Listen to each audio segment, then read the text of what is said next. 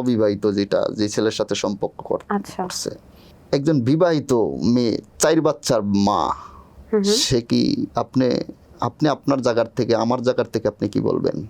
আমার জায়গার থেকে আমি যদি আপনি যেরকম আমার প্রশ্ন করতেছেন, আমি যদি আপনার এই প্রশ্নটা করি, আপনি কি জবাবটা দিবেন? একটা বিবাহিত 4টা বাচ্চার মা, সে কি কোনো লোভ ছাড়া কোনো কিছু করছে? করছে কি? লোভ, যেমন লোভ মানে কি? সে ডেজারের কাজ করে। আচ্ছা, ডেজারে যে কাজ করে মানুষ ঘৃণা করতে নেই, কাজ সবাই করে তো নাকি? একটা ডেজারে যে দিন মজুরি কাজ করে, ওর কোয়ালিটি ভিশনটা কি থাকতে পারে? কি থাকতে পারে? এটা আমারও, এটা ঠিক আছে, তুমি কর্ম করে খাও, তোমার এটা তোমার কর্মের ফল, এটা আমি কর্ম করে খাই, আমার এটা কর্মফল।